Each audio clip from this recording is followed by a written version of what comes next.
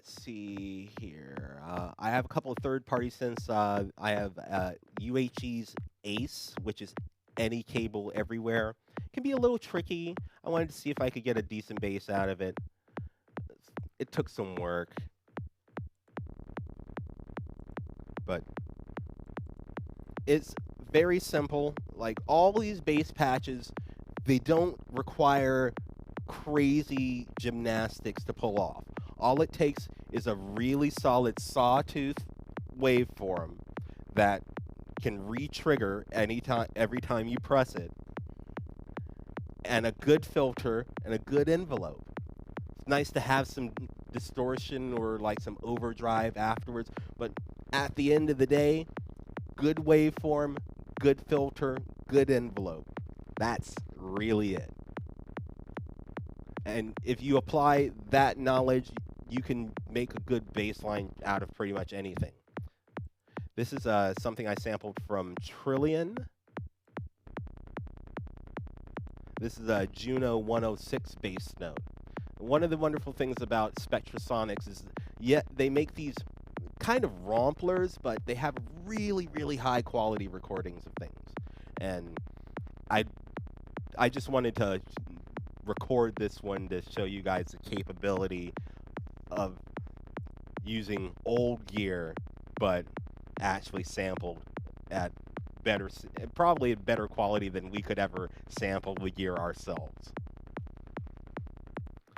This next bass line, which we're not going to use all of these, but we'll get a chance to choose which one we want to in a little while.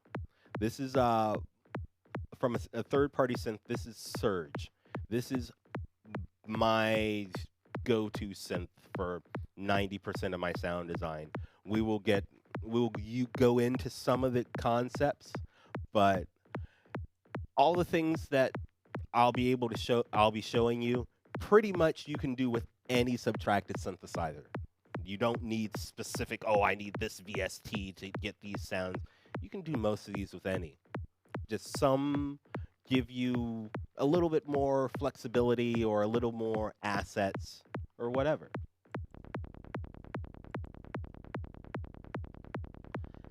So each bass note has their own kind of interesting characteristic about it.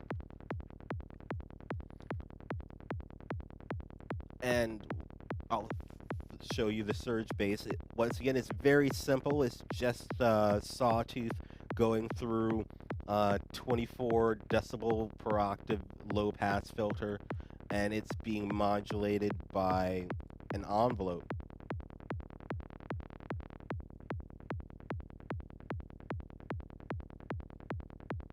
In this particular case, this envelope needed to be set a little bit differently than I'd set others, but it gives it a little bite. In the end, what we're wanting, when we want in any bass line, is for the low end of the bass to be able to be felt, and the attack of the note, the pluck, the tone, the bite to be heard. It's a combination of feeling and hearing. So when you put something like this on a amplified sound system with like a big subwoofer, you can feel it, and it'll ripple on some sound systems you can ripple your clothing. Like I've become physically nauseous because the bass has been so powerful at certain festivals. It's knocked things loose in my digestive tract, so to speak. The next thing I want to talk about is note length. Whenever you put in a 16th note, for bass specifically, there's some sense that they don't like they're a little loose, or they kind of run into each other. You can set the release as far down as you want, but you start getting that popping thing happening. But it's still kind of running into each other. What do? You can shorten the note lengths. You can shorten the MIDI note lengths themselves to actually correspond with the changes that you want to happen. And if you shorten it using, your ears, we'll do this one. We'll do this.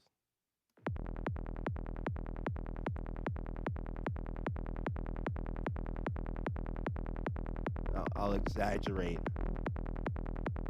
Now, this is having the notes intentionally running into each other. You hear the interference? Now, if you just shorten it, I like using the event list specifically for things like this because it's real easy than trying to like eyeball it.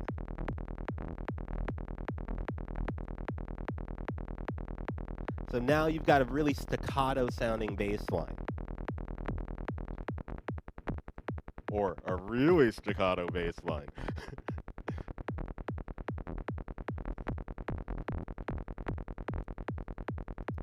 Another tidbit of information for the Logic users. If people are wondering, what are these numbers here? These are ticks. It's the next subdivision that Logic counts underneath a 16th note. There are 240 ticks in a 16th note. So when we're looking at 120, 120 is exactly 1/2 of 240. So that would equate to a 32nd note. And we can take it down by half again to 60, and that is the length of a 64th note. It might come in handy if you're doing crazy drum programming, or there might be a trick. There's a trick I'll show you to turn any sound into a lead, FM style lead that requires you to use 64th note repetition. But in this particular case, let's say here. Usually for me, a good 20 minutes is spent fiddling around with just that, just to try to get like, oh, it's okay. Which sometimes it might be where I initially set it at, but it's all about the feel.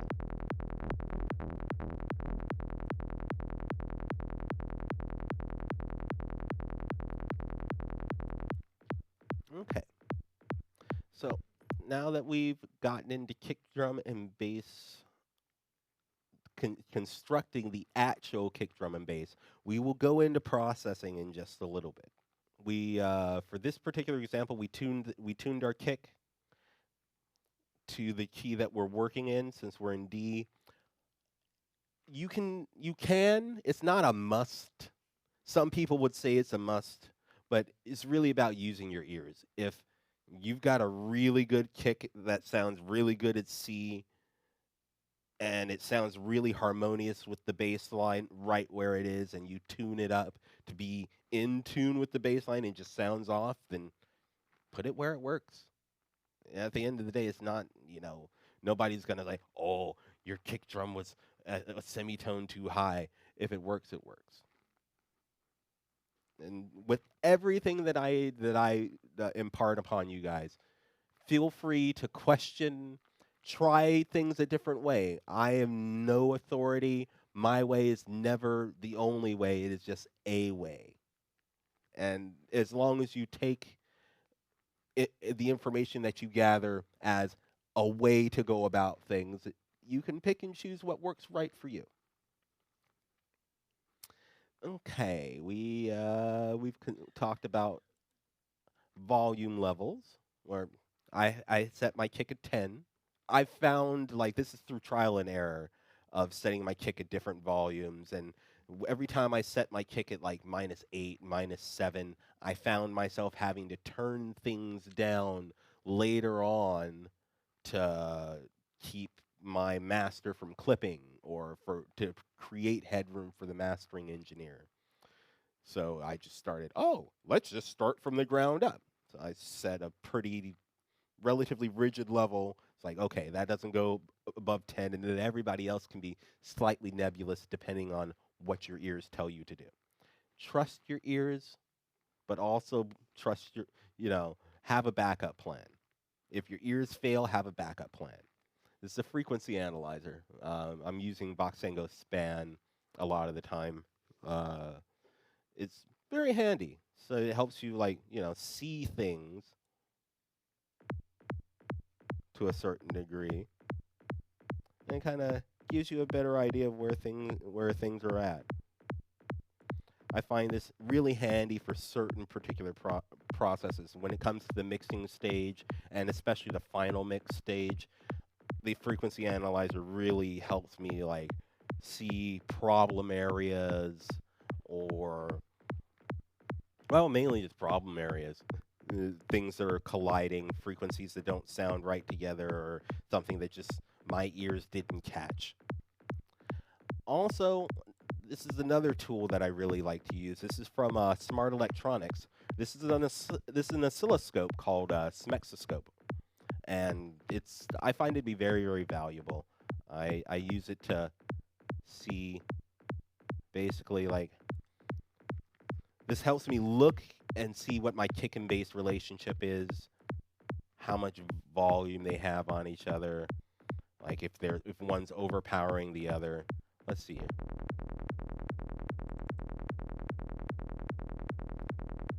See that little spike right there? That's that click. That's that click. You can't hear it, but it's there. It's annoying, but it's and you wouldn't have even known about it until you saw it. All right, let's see here. Let's take this straight D.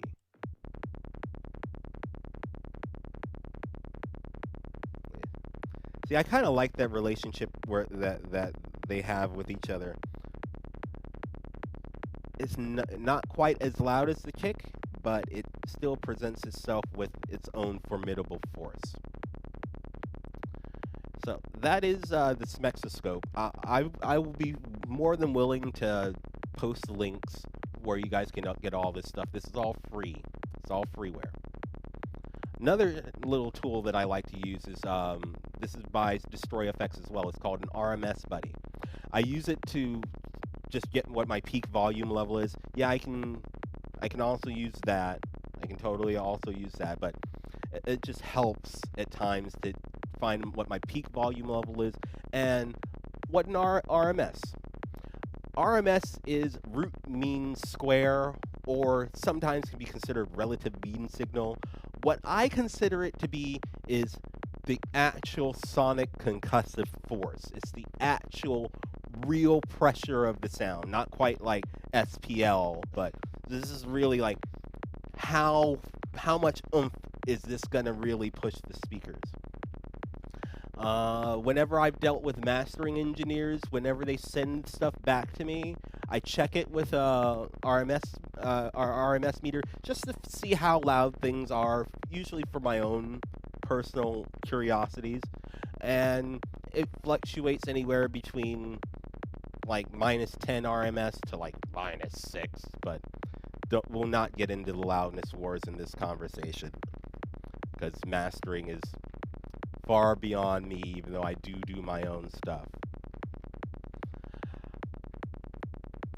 So this is basically, tells me kind of how much force I have, and if the full track itself is going to be mastered to like -10, and the kick and bass already are like -15, -16, that seems like a pretty decent amount of power.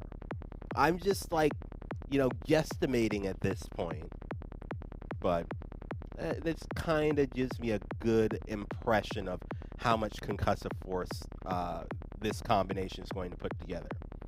The only thing I use RMS for really is just the kick and bass, because I can't really figure out how RMS translates to the other groups just yet.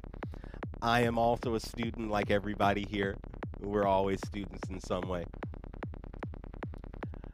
So we have now covered volume level. Now we're going to go into processing.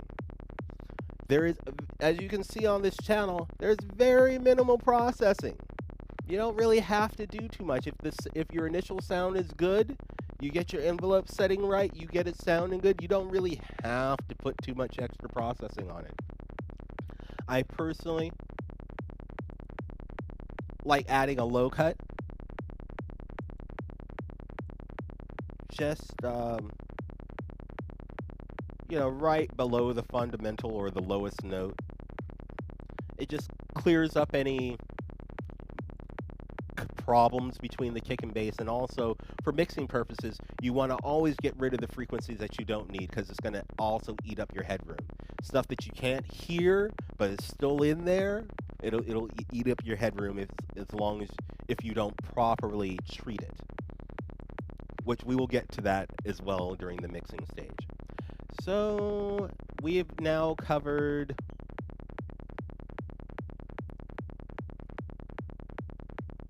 let's talk about bass. Now we sampled a bass. There are other things that we did not sample. My personal preference is it really depends on the synth. I sometimes like to change my mind about settings on a synth, especially for a bass patch. So what I would like is to have the synth be flexible. It might be the only thing that I leave actually in the actual instrument would be the bass, if I can get away with it. If I can't, if I absolutely have to sample it, then I have to sample it. But I found that I might be sometimes a little too hasty with one of my processing decisions, or like, oh, let's just render this EQ cut on there, and it's not quite right. Then I have to go back, if I'm lucky, or rebuild the patch again, and it's never quite where I want it to be. So it's nice to have that, which is, in my projects, the only thing that's usually still in the synth is the bass line by the time we get to the final mixing stage. So you can sample. There's nothing wrong with sampling as long as you bear in mind that when you're using a sampler and you're going to move away from the pitch in which the recording is sampled at, you're going to be introducing some play, so to speak, from whatever the algorithm the sampler has for his pitch calculating, pitch tracking, and it might not always sound right. It might not always sound right.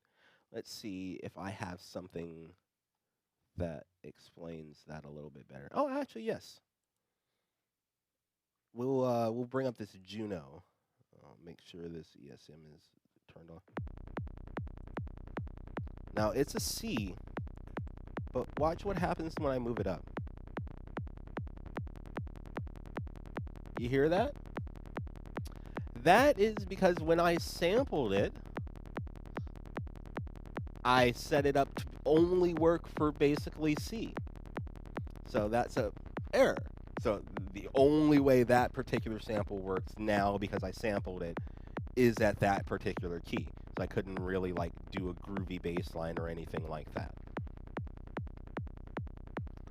Now that we've gotten into the mechanics of how to make the sound, and we've talked about some of the notes, let's talk about different grooves. Let's talk about groove.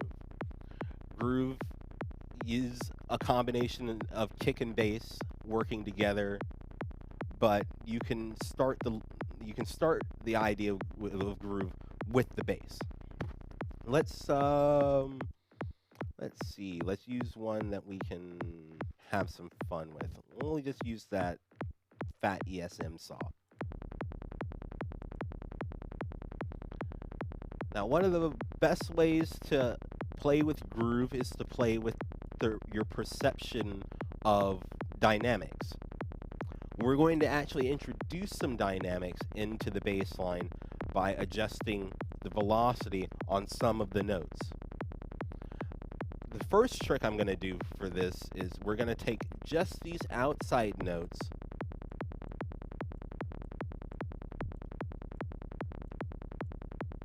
and we're going to adjust their velocity.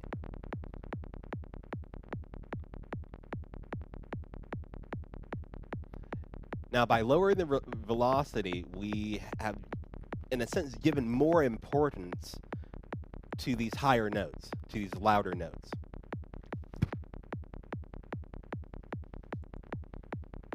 So it gives it a little groove, it gives it a little swing, it's got a little pulse to it. This is one of the bass lines that you would find in some of the Danish oriented forest music. This is what I would consider one of the Parvati bass lines. Now you can also, you don't have to take the outside notes. You can adjust other notes' velocity as well. If let's say you only want the first, if you only want these. Now you've got a gallop going on, but it's a different type of gallop than if you remove the notes altogether. I'm going to mute the notes. So now we've got the traditional gallop, but by introducing that low underpin, and we can even make it a little more obvious and put it about half volume. But it still creates a little bit of force underneath there, so it doesn't feel quite as empty.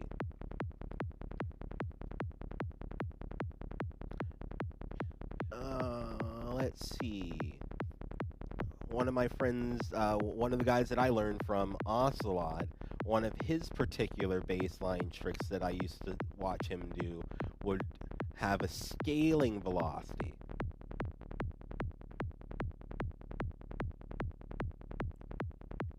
So it's like kind of stair-stepping up.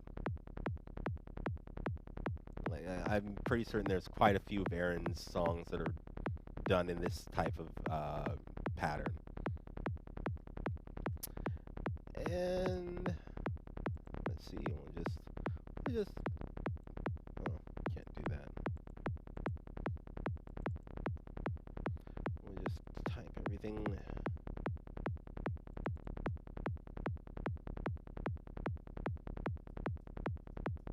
Actually, well, we might leave that. We'll put that at 90. Why not? That seems like an interesting group. So we'll save that, and we'll write, I'll show you a couple other variations on the Danish forest style of bass line.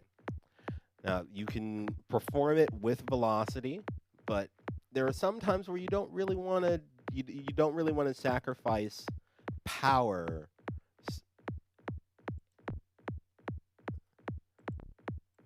So what we'll do is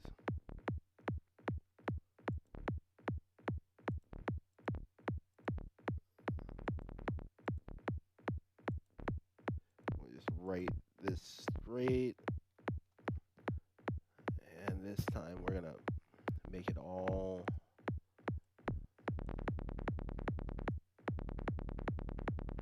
now. Like before, instead of using the velocity, we can actually allow note length to dictate the groove. So once again, I'll take the outside notes, and this time I will make them, I don't know, maybe a 30-second note.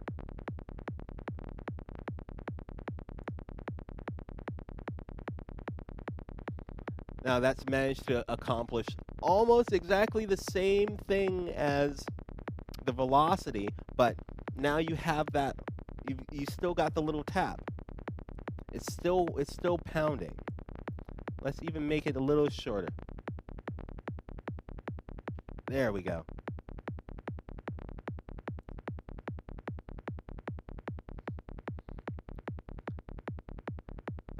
I've got a couple of songs where I learned this particular variation in Denmark from one of the guys, Syntax Error to be precise, and it totally blew my mind because it's like I didn't realize that you could use note length to accomplish the same general concept as velocity. It was like, huh? Wow.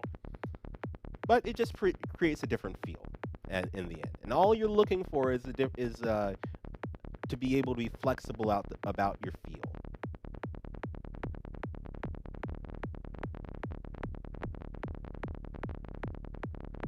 Well, let's just set this to full. 1, 0. But that actually doesn't sound. See, when it's sampled, it manages to re-trigger properly. So that helps, but I'm not going to cover too much actual music theory in this particular workshop. One, because I have to look things up to figure out if things are in key, and secondly, because everybody can approach music theory from their own way. In this particular case, since this key is in, this is D, I think we're going to be a little weird, and we're going to use a mode. We're going to use D Dorian. Now, for anybody freaking out, what's D Dorian? Don't worry. Everybody knows the C major scale in here, right? Everybody knows, like, no black keys, right? D Dorian is the C major scale, just starting with D. So you can sound like, oh, I'm doing this incredible musical mode. I'm doing D Dorian. So, but in all honesty, I'm just too lazy to actually deal with sharps and flats. So I'll just write in the C major scale, but start it in D, which is completely legal.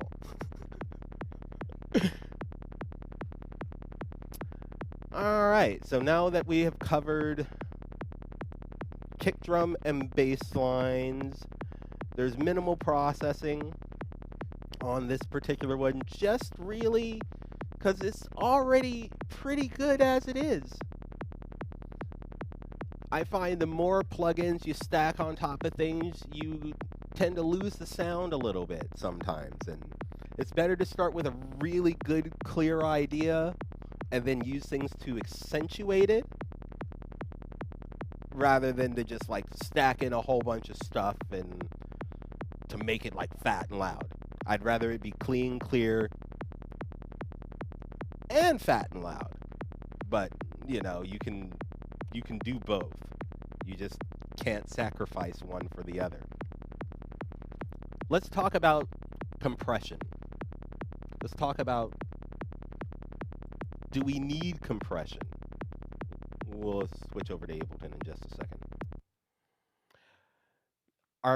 How many of you guys here are relatively familiar with what a compressor is or how compression works? Ah, cool. Controlling the dynamics of each sound is critical to achieving a really good sounding mix. Now, achieving controlling dynamics can be done in a multitude of ways. You can use dynamics processors, such as a compressor, to if something's getting a little unruly, smack it back down. Or you can set things up to where you rarely need, if you need compression, you need very little compression.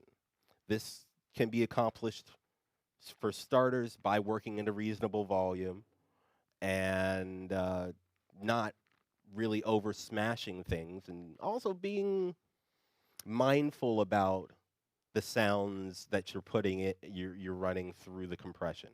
We'll talk about this in a little bit more once we get more sounds going. Next thing I want to do is we'll talk about some drums. We'll get into some actual synthesis aspects of things. What I like to do for drums is I do use some samples. I definitely use some samples, but I also do like to make my own stuff to go along with things. And the two easiest drums to make that anybody can make is a closed hi-hat and a snare. And I will show you how to do that. We'll use Ultrabeat for this, and then we'll also transfer over to Ableton, where we will pick up from there, and we'll also do snare production in there as well. So what I will do, just to make things easier, is to just make a blank Ultrabeat.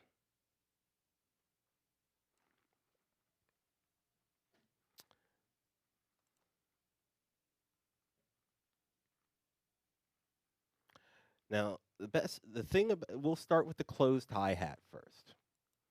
Whenever we listen to a closed hi-hat, we listen for the high frequency capabilities that it has, and we can never have you ever listened to like a closed hi-hat?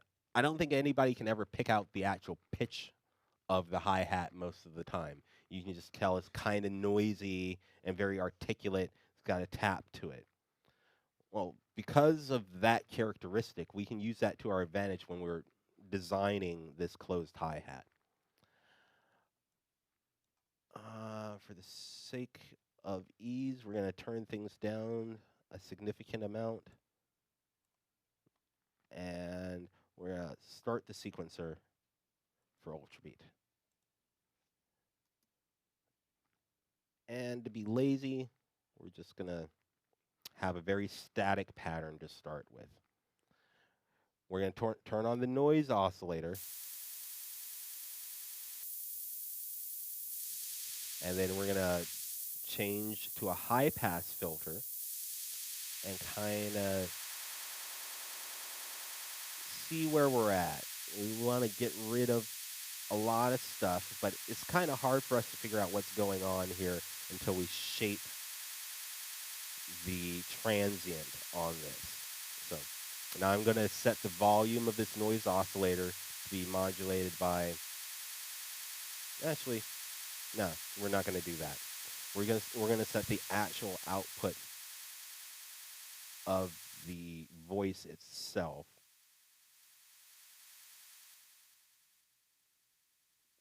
And we're going to set the envelope 4. And we're going to turn off the sustain. And I'm going to keep dragging this volume envelope.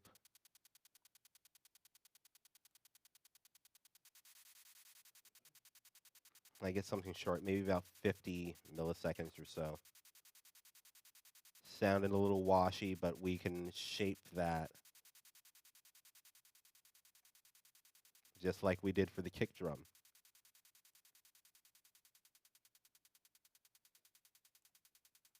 I'll turn this up just a hair. Oh, I can turn up more than hair. That's like very quiet.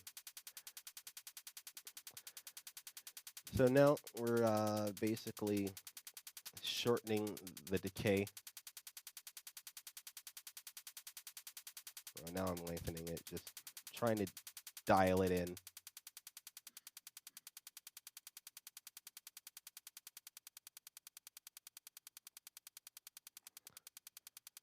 That seems nice and generally tappy.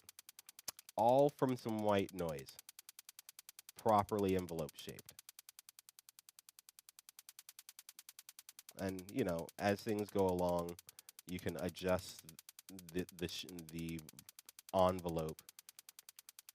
And so that's the closed hi-hat. Like I said, this is one of the 2 easiest drums you can make. So now we're going to take the same concept and we're going to investigate into a snare. Now, a snare is just a hair trickier because it's got a couple of elements that happen to it. When you're listening to a snare, you get like the body or the punch, the tonality of the snare, but then there's also like this sizzle, this snap. This basically the thwack that comes through on top of the tone.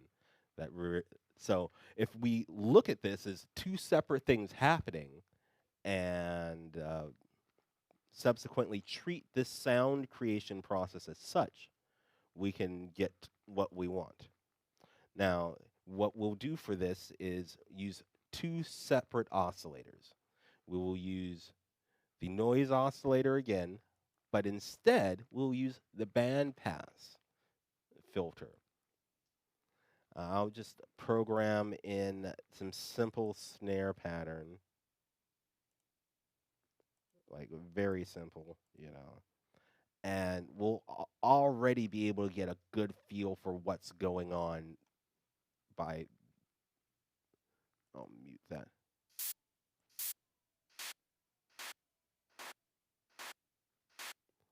So you can already feel that it's like, okay, that's interesting. It's got some possibilities there.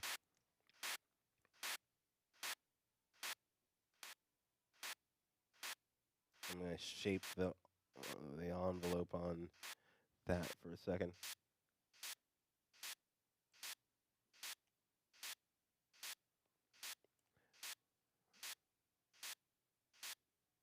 Now, let's see.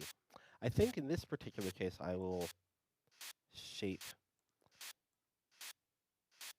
the cutoff to rise up just a hair. If I can get the timing right. Set to relatively short time, short decay, because what we're aiming to do here is accentuate the snap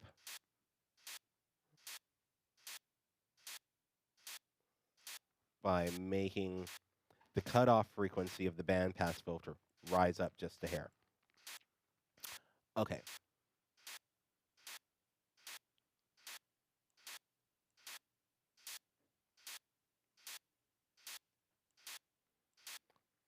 Resonance is optional. Sometimes it helps, sometimes not. So now we're getting some of the smack.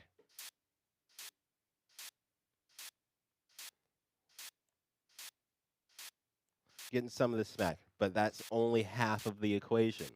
The second half of the equation comes from that low end. What?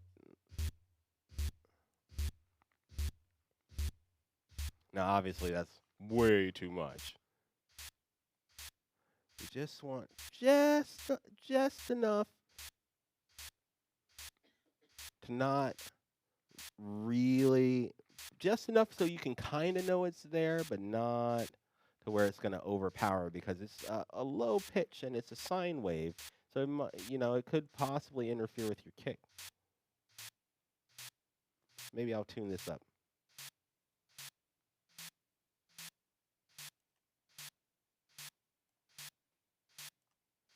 And we'll adjust the volume envelope on this one as well. We'll make it volume enveloped.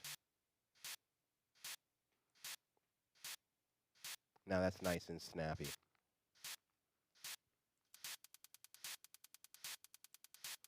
Let's see here.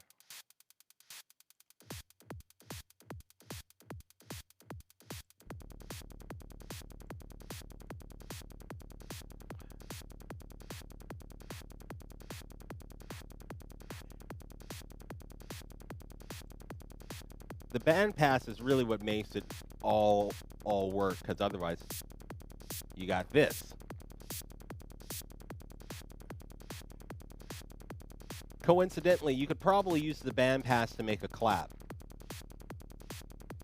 Just all about the right settings on the envelope.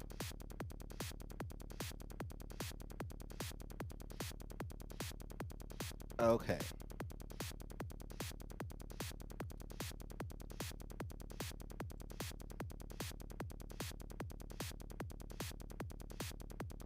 And there you have it. Easy drums. Those are the two easier ones to make. And so those are the two things that I generally do end up making for all of my pieces. Or at least the clothes hats, because it's just really easy to make the basic sound. Now, let's look into how to make it interesting. We were talking about groove before. Groove also happens where in relationship to the drums as well as the bass. So let's we'll just give it a little gallop. Well, that's a lot of gallop, but whatever. Okay. Now, we'll label this closed hi-hat, label this snare.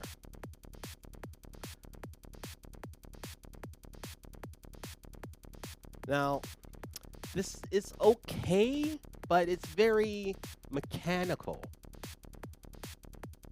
We can apply some of the same tricks that we used on the bass line to make it seem less mechanical on the hats as well. So what I'm going to do is this case, I'll just randomize the velocity. And as soon as you play with the velocity, it already starts playing with the feel just by alternating how hard something's going to get hit.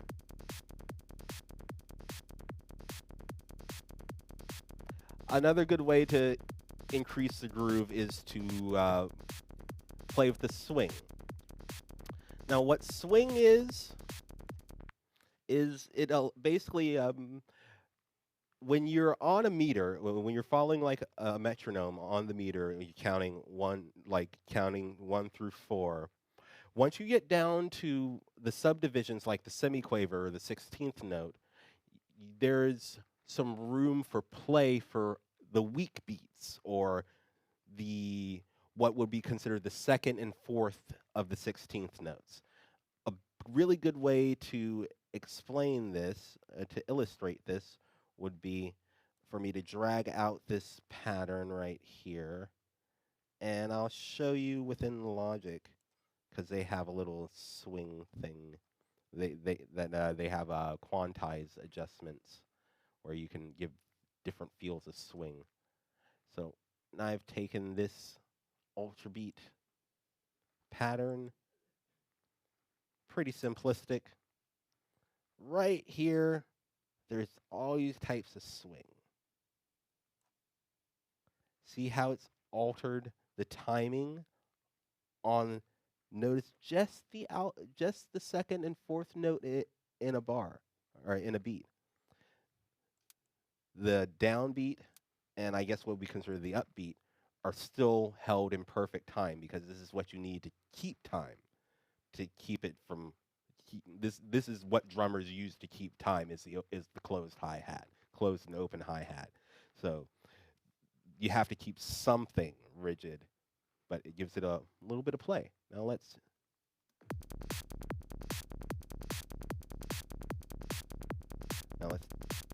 turn it off. Oh, wait. We'll make it straight 16th again.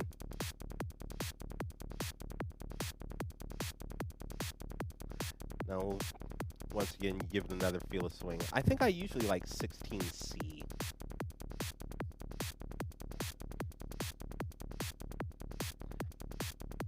And because swing only affects these particular locations of the notes, you can actually have your snare quantized to swing if you wanted to, and it only would be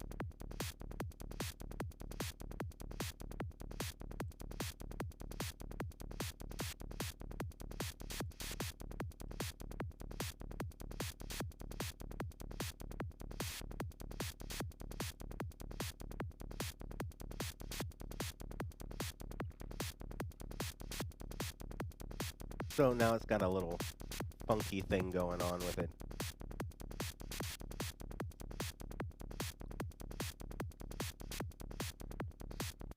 So that's one way to create groove, is by alternating, or not alternating, but altering the velocity of the notes that are being played. And this actually comes in very handy in regards to snare programming to alter the velocity, because you can start doing something that's referred to in the drumming world as ghost notes, where it's these, half volume, quarter volume, maybe 3/4 volume, these little lower velocity, lower power notes that kind of help add the flavor to the rhythm. So I'm going to draw a few of these little thingies in.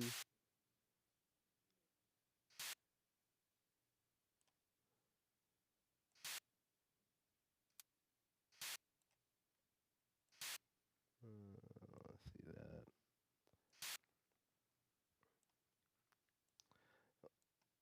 Last little fun thing about Logic I'll show you guys for the Logic users is the transform window. This allows you to, especially when in regards to MIDI, allows you to basically transform MIDI in a multitude of ways. So what we're going to do is I'm going to select a few of these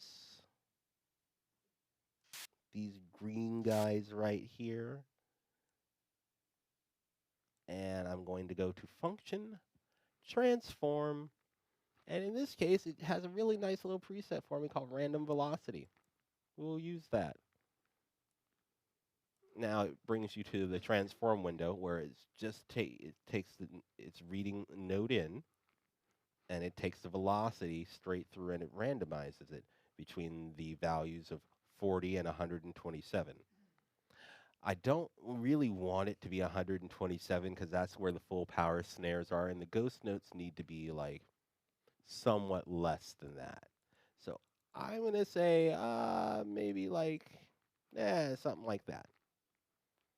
And we will, now that they've been selected, I'm just gonna operate. And you can see that they're changing every time I do it. This transform window and the transform function in the Logic environment are incredibly powerful. Incredibly powerful. You can do ridiculous stuff in the environment and with this transform object, which I hope to get to as well. All right, so now we've got these lower velocity notes going on, right?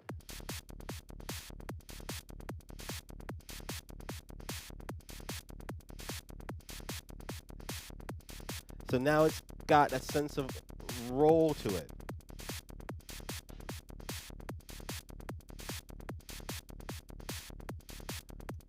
All right.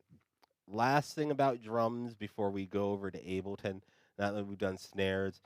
Okay, you want to layer on some loops. I've taken the liberty of taking some loops very, very raw. I have not done any processing to them yet because I'm going to process this with you, or at least get it to a point where it's usable.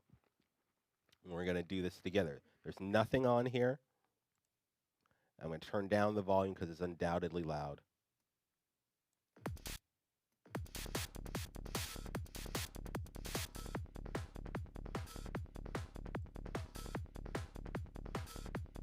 Now, if you listen, you hear all that stuff. Yeah, that's got some low end in there. First thing we're going to do is we're going to clear all that low end right out because we don't need it. It's just eating headroom. In fact, we could probably be really drastic if we wanted to.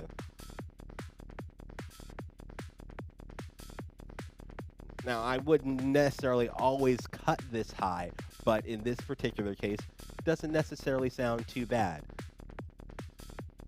Now let's layer back in our other drums, which our snare is way too loud, and we'll fix that right away.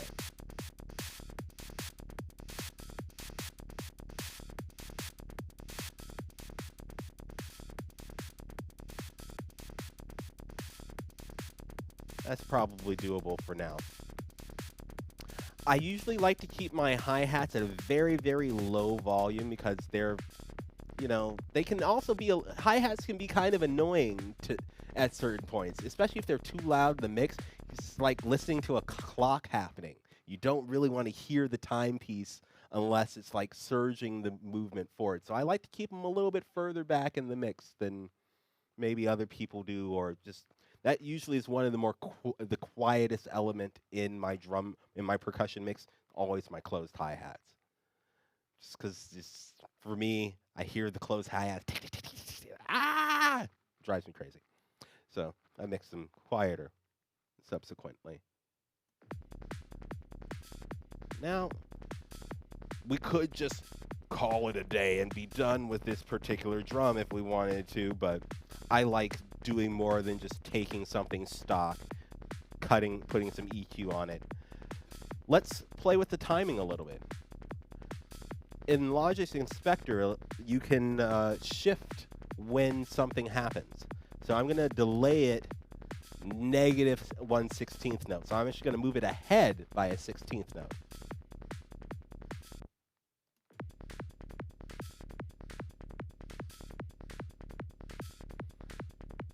Now, it's like, wow, that groove's kind of off now, right?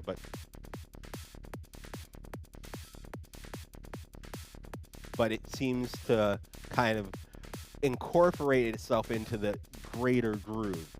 We can even move this over by an 8th note.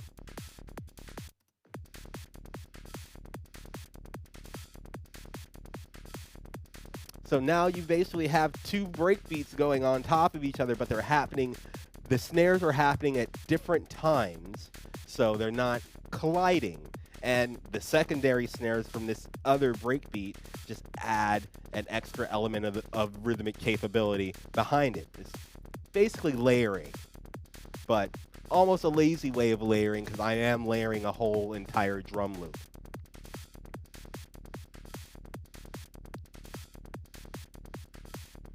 But let's say, okay, let's say it's like, all right, Greg, yeah, that's cool and all that, but like, we want something more interesting done. Let's mangle it. Let's put some effects on here. So I will use the third-party effects for this particular one. Audio Damage Replicant is a very fun thing. Basically, it's a very interesting take on the delay. Basically, it has this little sequencer thing here, and then each step corresponds to either telling it to delay telling it to delay whatever comes in by the length in which it's given here in this menu here, and how many times to repeat, which you can repeat it up to like 15 times or not repeat it at all. I'm going to not repeat it at all, and I'm going to take a small amount of this, and we're going to use it just to capture just what comes out processed by this thing. Let's see what happens.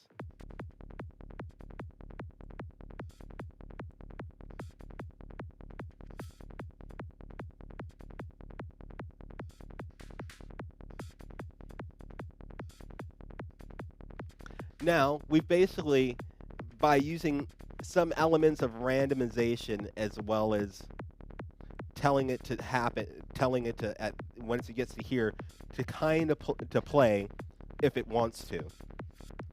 We've introduced now a playful groove. Not going to be static all the time.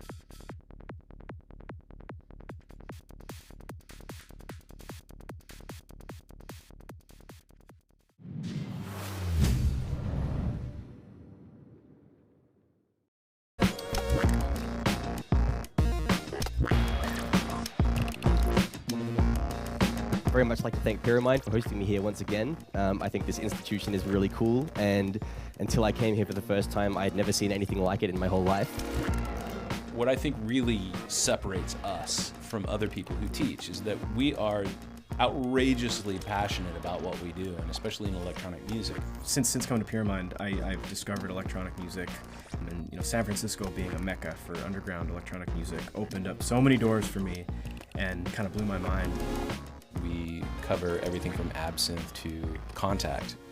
When people get to the mind-melting level, we get into modular synthesis. Everything about native instruments, everything about Logic synths, down to the finest detail. We learned it all. The fundamentals of understanding how things work, that's just essential. But then beyond that, there's so much more, and that's where it gets into just a lot of the artistic side of like the creative approach of why you do something, not just how. There's a lot of schools that just, they focus on the technicality of recording music, but I wanted something that would foster creativity and really help me develop as an artist as well. Each of our genre-specific programs comes in 4 levels. There's a basic, an advanced, a professional, and then a master's level. And the master's level is, of course, everything we do. It's the largest and most powerful programs that we can create for you.